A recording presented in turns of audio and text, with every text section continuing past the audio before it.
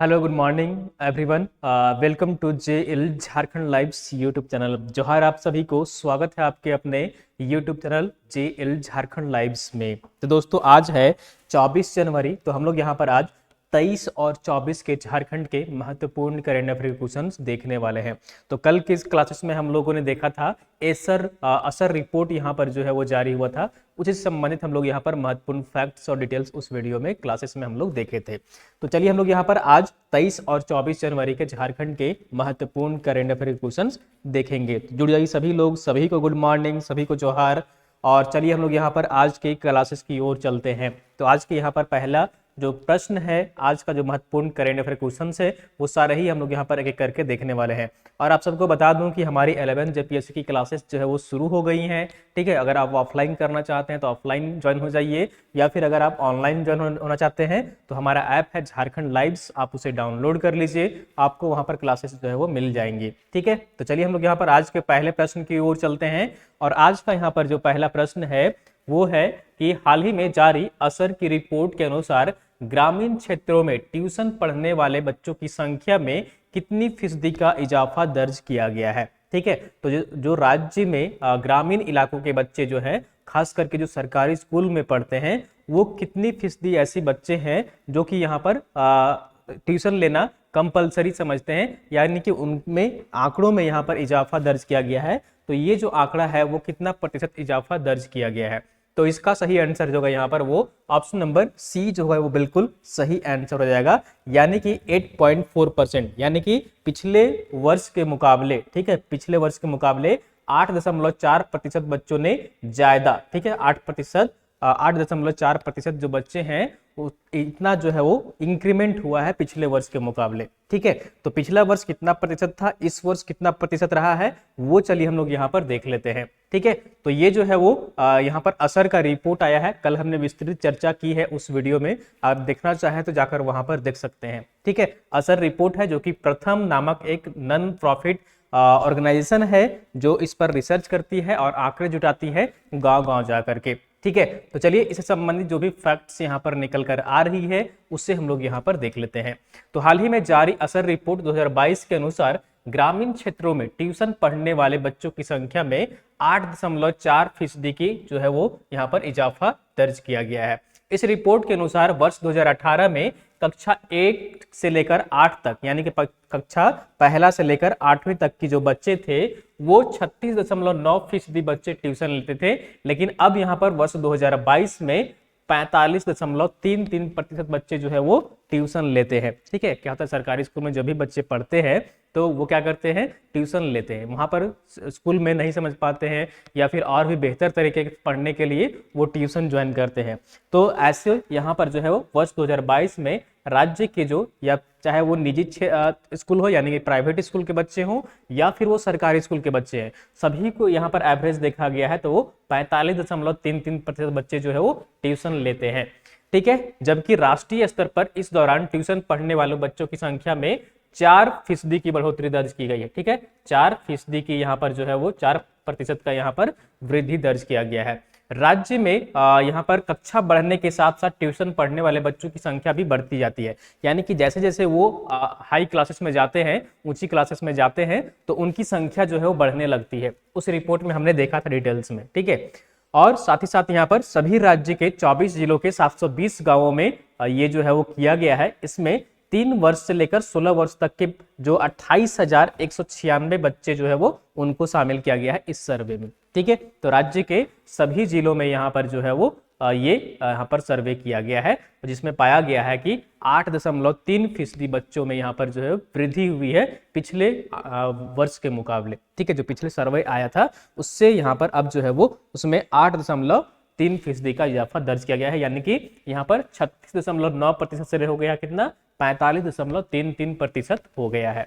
ठीक है, चलिए नेक्स्ट क्वेश्चन की ओर चलते हैं। और अगला जो यहाँ पर क्वेश्चन है वो है सेकेंड नंबर क्वेश्चन, वो है कि हाल ही में किस तिथि को झारखंड के जो राज्यपाल हैं उन्होंने एक विधेयक को मंजूरी दी है, और इस विधेयक का जो नाम है वो क्या है, इस विधेयक का नाम है झारखंड कराधान अधिनियमों की बकाया राशि का समाधान 2022 को मंजूरी प्रदान की है।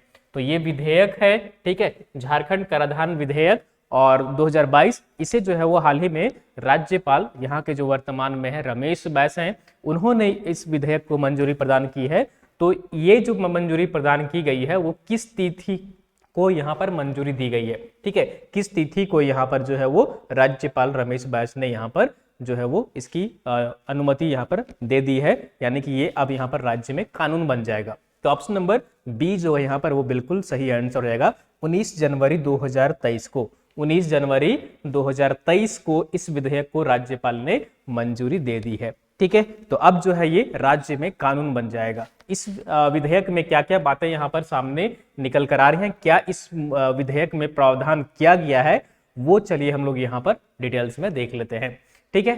तो हाल ही में राज्यपाल रमेश बैस ने 19 जनवरी 2023 को, ठीक है, झारखंड कराधान अधिनियम की बकाया राशि, ठीक है, तो क्या था ना कि आप जब जीएसटी नहीं आया था, ठीक है, तो जब जीएसटी नहीं आया था उस समय कुछ जो टैक्स थे वो कलेक्शन होने में देरी हो रही थी, किसी में यहाँ पर केस चल रहा था, किसी का कुछ समस्या आ रहा था, तो जो भी समस्याएं थी तो जीएसटी आने के बाद फिर जो है वो उनसे जो है फिर वसूलने में दिक्कत हो रही थी पैसे, ठीक है। सपोज अगर आपके पास पैसे बाकी है, उस समय जीएसटी नहीं आया था, अब जीएसटी आ गया है, तो अभी जो है वो सरकार को बताने में प्रॉब्लम हो रही थी कि आखिर किस यहाँ पर नियम के तहत जो है अब यहाँ पर वसूली की जा रही है, क्योंकि अब तो देश भर में जीएसटी लागू हो गई है। तो हाँ, यहाँ पर देख लीजिए, विधानसभा के शीतकालीन सत्र में विधेयक को दोबारा पारित कर इसे राजभवन भेजा गया था। इससे पूर्व भी राज्यपाल को ये भेजा गया था विधेयक, लेकिन उसमें हिंदी और इंग्लिश में त्रुटि थी, जिसके कारण जो है वो लौटा दिया गया था, और उसके बाद यहाँ पर सरकार ने दोबारा इसे सुधार किया और इसे पारित कराया विधानसभा से। तो राज्यपाल की स्वीकृति के बाद अब यह विधेयक कानून बन जाएगा। इस विधेयक में मुख्य रूप से जीएसटी मुकदमों को समाप्त कर बकाया टैक्स वसूली का प्रावधान किया गया है, ठीक है। और इसमें देख लीजिए यहाँ पर ये बातें आपको समझ में आएंगी यहाँ पर, ठीक है। तो जीएसटी लागू होने से पहले तक के बकाये के सिलसिले में चल रहे कानूनी विवादों को समाप्त किया जा सकेगा। ऐसे करीब 5000 मुकदमे विभिन्न न्यायालयों में चल रहे हैं। तो राज्य के जो है वो विभिन्न न्यायालयों में लगभग 5000 यहाँ पर मुकदमे हैं, और ऐसे मुकदमों से निपटने के लिए इस विधेयक को यहाँ पर कानूनी रूप दिया गया है, ठीक है। तो जीएसटी लागू होने से पहले जो भी यहाँ पर बकाया था लोगों का, वो यहाँ पर अब समाप्त किया जा सकेगा। इस कानून के तहत जो है वो कलेक्शन किया जाएगा। तो अब यहाँ पर राज्यपाल रमेश बैस के बारे में आया है, तो वो देख लीजिए। यहाँ पर राज्यपाल रमेश बैस कब से झारखंड राज्य के राज्यपाल हैं, तो 7 जुलाई 2021 से ये वर्तमान में यहाँ पर झारखंड के राज्यपाल है। इनसे पहले कौन थे यहाँ पर, तो ये थी यहाँ पर द्रौपदी मुर्मू। इनका कार्यकाल कब से कब तक रहा था, 18 मई 2015 से लेकर 13 जुलाई 2021 तक इनका कार्यकाल रहा था। उनसे पहले कौन थे, डॉक्टर सैयद अहमद थे, 4 सितंबर 2011 से 17 मई 2015 तक रहे थे। MOH फारूक थे उससे पहले, ठीक है, 22 जनवरी 2010 से 3 सितंबर 2011 के बीच ये झारखंड के राज्यपाल रहे थे, ठीक है। KS नारायण थे यहाँ पर, ठीक है, वो 26 जुलाई 2009 से लेकर 21 जनवरी 2020 के बीच 2010 के बीच रहे थे, ठीक है। उनसे पहले यहाँ पर सैयद सिप्ती रजी रहे थे, 10 दिसंबर 2004 से 23 जुलाई 2009 के बीच। वेद प्रकाश मारवा रहे थे उनसे पूर्व, 12 जून 2003 से 9 दिसंबर 2004 तक, ठीक है। M रामा जोइस जो रहे थे वो 15 जुलाई 2002 से 11 जून 2003 के बीच। उनके पहले यहाँ पर देख लीजिए VC पांडे थे यहाँ पर 4 फरवरी 2002 से 14 जुलाई 2002 तक, ठीक है। और प्रभात कुमार थे 15 नवंबर 2000 से लेकर 3 फरवरी 2002 तक। तो ये झारखंड के राज्यपाल यहाँ पर हैं, इनकी सूची है, आप यहाँ पर देख सकते हैं, ठीक है। तो जो अभी एग्जाम में आपसे पूछा जा सकता है आपसे कि जो वर्तमान में रमेश बैस राज्यपाल है वे कितने नंबर के राज्यपाल आपके हैं, ठीक है। तो आप यहाँ पर आसानी से जवाब दे सकते हैं कि 10वें नंबर के ये राज्यपाल है वर्तमान में, ठीक है।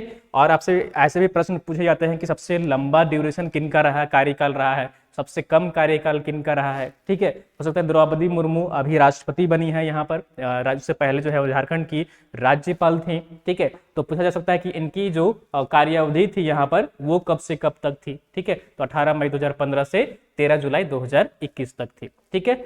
चलिए, तो ये यहाँ पर राज्यपाल से संबंधित महत्वपूर्ण फैक्ट्स थे। चलिए नेक्स्ट क्वेश्चन की ओर चलते हैं। 3rd नंबर क्वेश्चन यहाँ पर है, हाल ही में ऊर्जा मेला का आयोजन झारखंड के किस औद्योगिक संस्थान द्वारा आयोजित की गई है?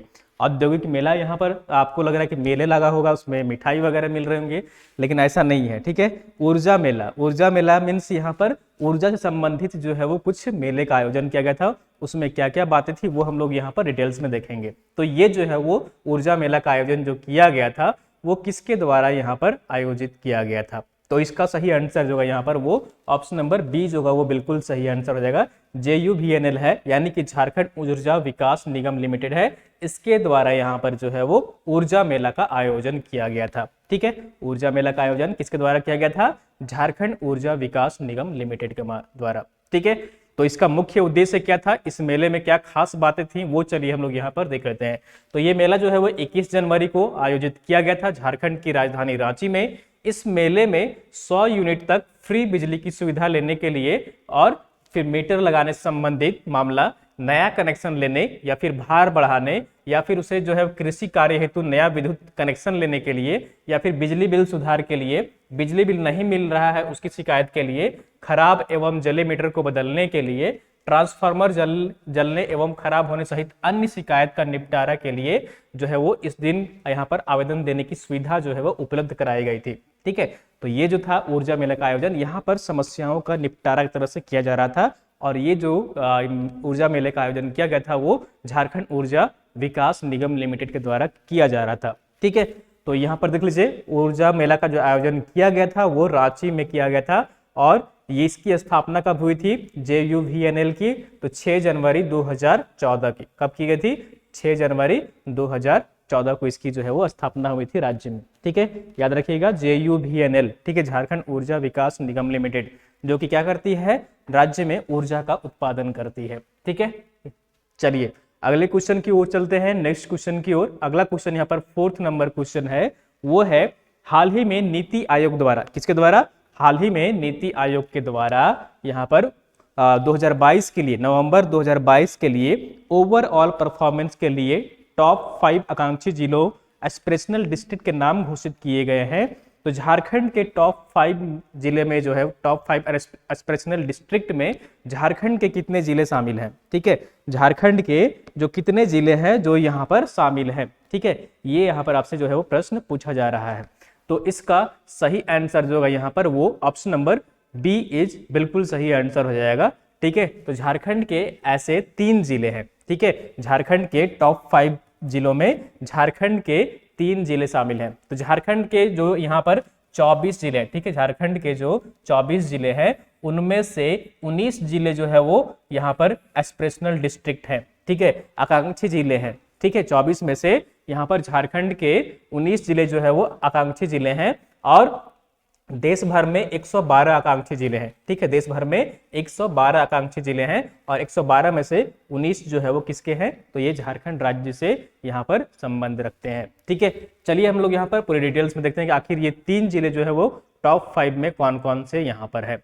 ठीक है, तो नीति आयोग द्वारा नवंबर 2022 के लिए ओवरऑल परफॉर्मेंस के लिहाज से टॉप 5 एस्पिरेशनल डिस्ट्रिक्ट के नाम घोषित किए गए हैं और देश भर के कुल जो 112 आकांक्षी जिले हैं उसमें टॉप 5 में झारखंड के 3 जिले शामिल हैं। ठीक है, 112 में से टॉप 5 में से यहाँ पर जो है वो झारखंड के 3 जिले शामिल हैं। ठीक है, इसमें से जो पहला स्थान प्राप्त हुआ है वो झारखंड के लोहरदगा स्थान को हुआ है। ठीक है, और हजारीबाग को तीसरा स्थान प्राप्त हुआ है और बोकारो का 5वां स्थान प्राप्त हुआ है। ठीक है, तो यहाँ पर पहले स्थान पर कौन सा रहा है? तो ये लोहरदगा डिस्ट्रिक्ट रहा है। कौन सा रहा है? लोहरदगा डिस्ट्रिक्ट रहा है पहले स्थान पर। तीसरा स्थान पर जो रहा है वो हजारीबाग रहा है और 5वें स्थान पर बोकारो रहा है। तो दूसरे और यहाँ पर चौथे स्थान पर कौन रहा है? दूसरे स्थान पर राजस्थान का जैसलमेर है और चौथे स्थान पर यहाँ पर जो है वो हरियाणा का मेवात है। ठीक है, तो ये आप यहाँ पर देख सकते हैं। ठीक है, चौथे स्थान पर कौन है? राजस्थान का जैसलमेर है और दूसरे स्थान पर और चौथे स्थान पर हरियाणा का मेवात है। यह champion of change delta ranking नवंबर 2022 के तहत जारी की गई है। ठीक है, तो मैंने बता दिया यहाँ पर कि झारखंड के 19 जिले जो है वो आकांक्षी जिले में शामिल हैं। ठीक है, इसमें से जो है वो टॉप 5 में झारखंड के 3 जिले शामिल हैं। यहाँ पर वो कौन कौन से हैं? पहले स्थान पर लोहरदगा है, तीसरे स्थान पर हजारीबाग है और 5वें स्थान पर बोकारो जिला है। ठीक है। इसके तहत जो है यहाँ पर देख लीजिए आकांक्षी जिलों की ओवरऑल मासिक प्रदर्शन के आधार पर रैंकिंग जारी की जाती है और एस्पिरेशनल डिस्ट्रिक्ट यहाँ पर ट्रेनिंग में 49 प्रमुख परफॉर्मेंस इंडिकेटर शामिल होते हैं। ठीक है, 49 प्रमुख जो बिंदु हैं, यानी कि उन क्षेत्रों में काम करना होता है, 49 जो मुख्य यहाँ पर समस्या है इस इन राज्यों में जिलों में, ठीक है, इन जिलों में, तो यहाँ पर उन पर काम किया जाता है। देश भर के 112 आकांक्षी जिलों में यहाँ पर झारखंड के 19 जिले शामिल हैं। ठीक है, तो ये आप यहाँ पर याद रखिएगा। आकांक्षी जिले के मतलब कि यहाँ के जिले जो है वो काफी पिछड़े हैं। यहाँ का जो यानी कहिए कि जो बेसिक इंफ्रास्ट्रक्चर है या फिर आमदनी है, इनकम है, सोर्स ऑफ इनकम, हर कुछ देखा जाता है इसमें। ठीक है, कितने सक्षम है, कितने डेवलप हैं, क्या मूलभूत सुविधाएं यहाँ पर उपलब्ध है या नहीं है, तो ये सारी चीजें इसमें इंक्लूड की जाती हैं जो आकांक्षी जिले हैं। और देश भर में ऐसे 112 जिले जो है वो चिन्हित किए गए हैं, उसमें से झारखंड के 19 जिले शामिल हैं। ये बहुत ही यहाँ पर राज्य के लिए चिंता की बात है। ठीक है, और यहाँ पर अब नीति आयोग द्वारा ये जारी किया गया है, तो नीति आयोग के बारे में यहाँ पर देख लीजिए। नीति आयोग जो है उसकी स्थापना जो हुई थी वो यहाँ पर वर्ष 2015 में हुई थी। कब हुई थी? वर्ष 2015 में। योजना आयोग का नाम बदल करके क्या किया गया था? नीति आयोग किया गया था। ठीक है, नीति का भी फुल फॉर्म होता है। ठीक है, नीति जो यहाँ पर लिखा हुआ है उसका फुल फॉर्म होता है, क्या है? National institution for transforming India. ठीक है, इसका जो फुल फॉर्म है वो क्या है? National institution for transforming India, इसका फुल फॉर्म है। ठीक है, तो ये जो है वो वर्ष 2015 में इसकी स्थापना हुई थी। ठीक है, योजना आयोग की जगह में। और इसके जो चेयरमैन होते हैं वो प्रधानमंत्री होते हैं। कौन होते हैं इसके चेयरमैन? प्रधानमंत्री हैं जो इसके चेयरमैन होते हैं। ठीक है, हम लोग आकांक्षी जिले की बात कर रहे थे, तो आकांक्षी जिले जो है वो यहाँ पर कौन कौन से हैं? 19 जिले, वो आप यहाँ पर देख सकते हैं। सिमडेगा है, रांची है, लातेहार है, साहिबगंज है, पलामू है, गोड्डा है, लोहरदगा है, गिरिडीह है, खूंटी है, गढ़वा है, गुमला है, पाकुड़ है, पश्चिम सिंहभूम है, पूर्वी सिंहभूम है, हजारीबाग है, बोकारो है, दुमका है, चतरा है और रामगढ़ है। ये सभी जो है वो आकांक्षी जिले हैं राज्य में। ठीक है, झारखंड के 19 जिले हैं। ठीक है, समझ में आ रही है सारी बातें? कोई भी डाउट तो नहीं है?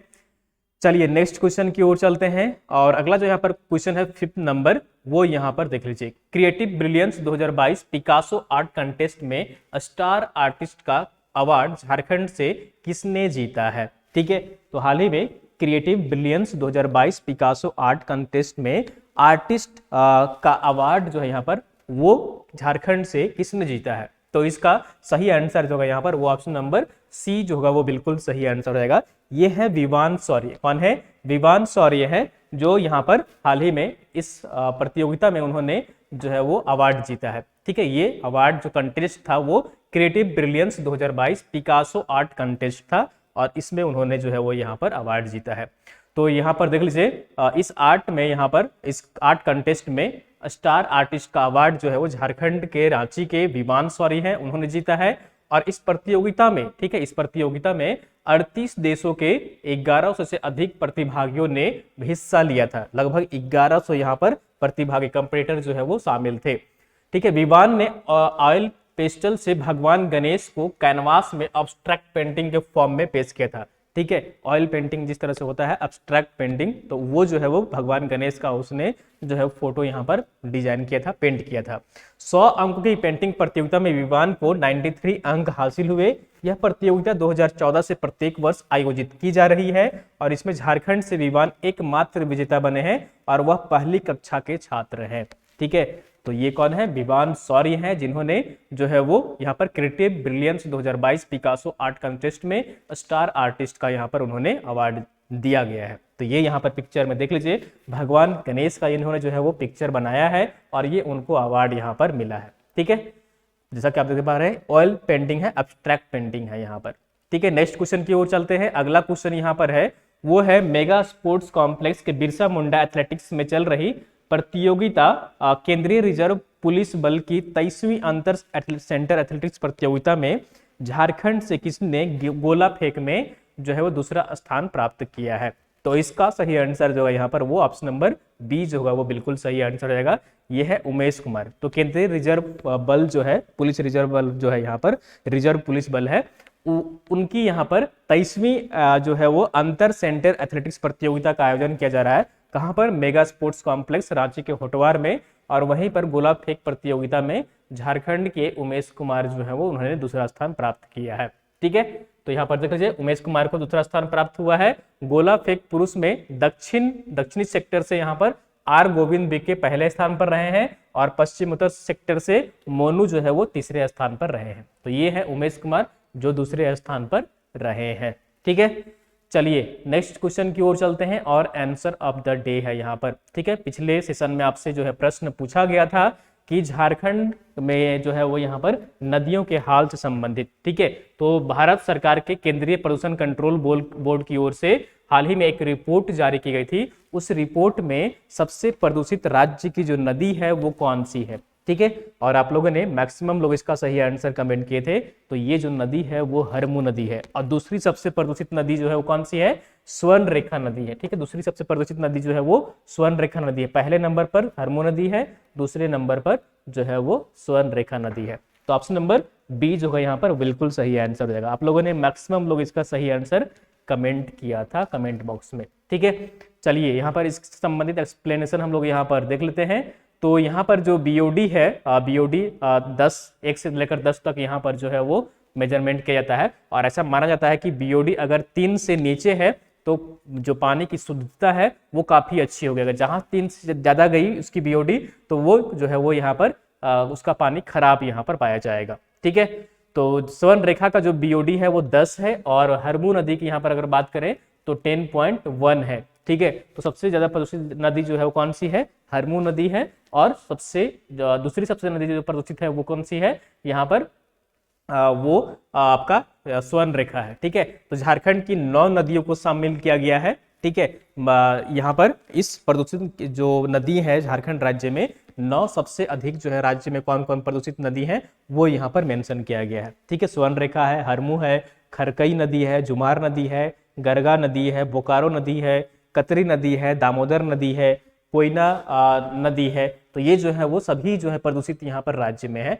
हाल ही में जो रिपोर्ट जारी की गई है। ठीक है, चलिए नेक्स्ट क्वेश्चन की ओर चलते हैं और यहाँ पर क्वेश्चन ऑफ द डे है। हम लोग हर सेशन से एक प्रश्न देखते हैं और उसका सही आंसर आपको कमेंट करके कमेंट बॉक्स में बताना होता है। ठीक है, तो क्वेश्चन ऑफ द डे क्या है वो हम लोग यहाँ पर देख लीजिए। तो हाल ही में 18 जनवरी 2023 को जारी एनुअल स्टेटस एजुकेशन रिपोर्ट जिसका मैंने अभी बात किया, असर जो रिपोर्ट जारी की गई है उस रिपोर्ट में, ठीक है, उस रिपोर्ट में झारखंड राज्य की कितनी फीसदी लड़कियां अब स्कूल जाने लगी हैं। ठीक है, कितनी फीसदी लड़कियां, चाहे वो निजी स्कूल के हो चाहे वो सरकारी स्कूल की लड़कियां हो। ठीक है, तो कितनी प्रतिशत यहाँ पर जो है वो लड़कियां स्कूल जाने लगी हैं ये आपको कमेंट करके कमेंट बॉक्स में बताना है। ठीक है, ये असर रिपोर्ट से एक क्वेश्चन यहाँ पर लिया गया है। तो ठीक है, तो इसका सही आंसर कमेंट करके आप सब कमेंट बॉक्स में इसका सही आंसर जरूर बताइएगा। सही आता हो या फिर गलत आता हो आप जरूर इसका सही आंसर कमेंट करने का प्रयास कमेंट बॉक्स में करिएगा। ठीक है, तो दोस्तों ये थी यहाँ पर आज की झारखंड की महत्वपूर्ण करंट अफेयर क्वेश्चंस। उम्मीद करता हूँ आपको सेशन पसंद आई होगी, तो जरूर आप सब एक लाइक करिए और चैनल में अगर नए जुड़े हैं तो सब्सक्राइब कर लीजिए और पीडीएफ के लिए दोस्तों हमारा टेलीग्राम ग्रुप ज्वाइन कर लीजिए। ठीक है, आपको वीडियो के नीचे डिस्क्रिप्शन में लिंक मिल जाएगी, आप वहां पर क्लिक कर टेलीग्राम ग्रुप हमारा ज्वाइन कर सकते हैं या फिर आप टेलीग्राम में जाकर जेएल झारखंड लाइव सर्च करिए, आपको वहां पर जो है ग्रुप मिल जाएगा, आपको वहां पर डेली पीडीएफ जो है प्रोवाइड कर दी जाती हैं। ठीक है, और आप सबको बता दूं कि 11th जेपीएससी की जो हमारी बैच है वो शुरू हो गई है। काफी एक्सपर्ट फैकल्टी सारे हमारे हैं जो आपको प्रिपरेशन प्रॉपर तरीके से करवाएंगे। ठीक है, तो आप सब ऑनलाइन ऑफलाइन माध्यम से भी जुड़ सकते हैं। ठीक है, तो चलिए हम लोग आज के सेशन को समाप्त करते हैं, फिर मिलते हैं कल सुबह 6 बजे इसी टाइम में। तब तक आप सब अपना ख्याल रखिए और अपना जो पढ़ाई है वो कंटिन्यू रखिए। ठीक है, उसमें कंटिन्यूटा निरंतरता यानी कि आपकी बनी रहनी चाहिए। ठीक है, उसमें ब्रेक नहीं लगना चाहिए। ठीक है, जो भी पढ़ रहे हो आप, एसएससी का जेएसएससी का तैयारी कर रहे हैं, जेपीएससी का तैयारी कर रहे हैं, किसी का भी कर रहे हैं तो आप उसमें कंटिन्यू लगे रहिए। ठीक है, लगे रहने से एक दिन आप जरूर सफल होइएगा। ठीक है, चलिए फिर मिलते हैं कल सुबह इसी टाइम सुबह 6 बजे। तब तक के लिए आप सब अपना ख्याल रखिए और थैंक यू फॉर लिसनिंग में।